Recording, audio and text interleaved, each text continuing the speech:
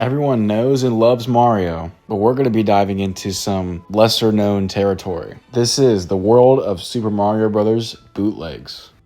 First off, we have this amazing action-packed cover, Kung Fu Mario in very bright letters. It's always interesting to see Super Mario 64 art on an NES game, but let's just jump right into it. So right off the bat, you can see Mario's been hitting the free weights. And to be getting that swole, he must have taken HGH because his head's grown too. Getting into the actual gameplay of it, obviously this is a ROM hack from a real NES game. Mario kicks, he punches, and instead of picking on turtles this time, his animal of choice is mostly frogs. Besides the normal beat 'em up gameplay, the special stages are just jumping on clouds, which I guess is very Mario coded.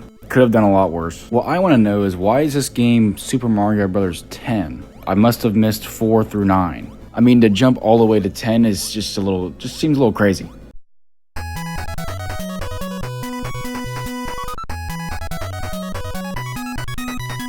Okay, so it gets a lot worse. So in this game, you play as a ninja Mario, and I gotta admit, the gameplay in this one is not that bad. It's definitely better than Super Mario Bros. 10, which is a sentence. It does look like Mario has a slight case of scoliosis, but he's a plumber, it's part of the trade. And you know what, I'll give it credit where it's due, these are actually Mario enemies this time. And Mario can do this very interesting spin jump technique off of a wall, which I find really useful. And the level design is not that bad at all. There's some interesting puzzles. It's not just a linear little flat piece of land, better than some actual Mario games. And the boss fights in this game are actually very fun. They give me very strong Mega Man vibes. Big thumbs up. Didn't talk about the cover art yet. This is the Holy Grail Super Mario 14 with his nice baby pastel color overalls. I don't know why they feel the need to always do this in these bootleg covers. It doesn't get much weirder than this, I think.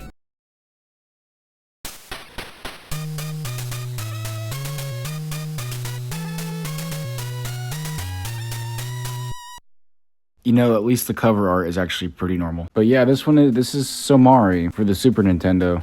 Very interesting. Now, I've seen a lot of things about how this game has like a cult-like fan base. This has got to be the worst game so far in terms of gameplay. Mario moves around like he has like butter in his flip-flops. And I know people dog on the original Sonic. I'd rather play that for like 10 hours than this for another 10 minutes. I mean, if you can't tell, that's Sonic 1 is what this is based on.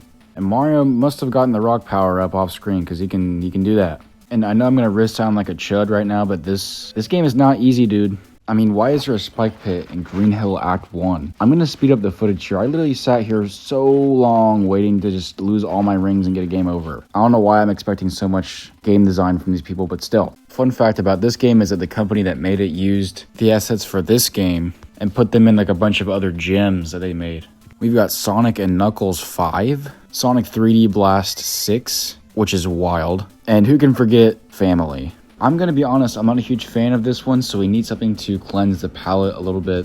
And the next one I actually do like.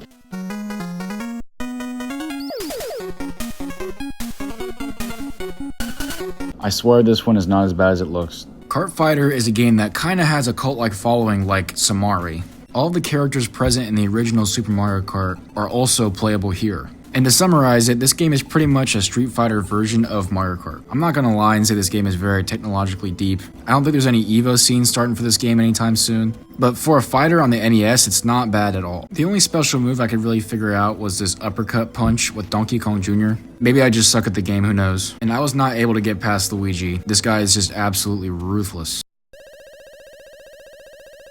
But yeah, this game is not bad at all. For it being a bootleg game, you can get a lot worse than this. And I gotta mention the cover arts for these games. This one you're seeing right here is not bad at all. It uses the original SNES art. But a lot of these bootleg games have different arts, like different people produce copies of the same game. That's when you get Mario Kart Double Dash on an SNES game. Like, make that make any sense, please? And then you got the random stock Mario Galaxy art on an NES game. Like, what is he even doing here? Who is he? But that's pretty much the best you're gonna get in terms of bootleg Mario games on the NES.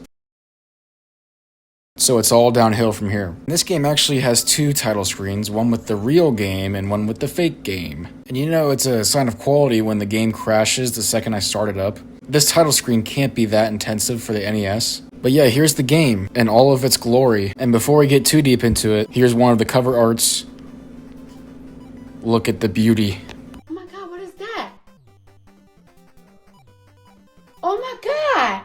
What is that? Once again, this is Super Mario and Sonic 2. Must have missed the memo on the first one. But this is a hack of Chip and Dale Rescue Rangers 2, I think. And if this is the base gameplay, it's also not very good. Could have picked a way better foundation to play this on. And for the gameplay, there really is none. You kind of just collect these little Rescue Ranger tags and try not to get hit by the enemies. That's literally it. And I will say Sonic is actually playable in this one. When he jumps, he kind of looks like the boss from Earthbound. And yeah, when I said there's nothing to do in this game, there really is nothing to do in this game. Probably the worst of the selection we've had. That is the last of the selection of Super Mario bootleg games we have. This was definitely a trip to play a lot of these games. Thank you for watching.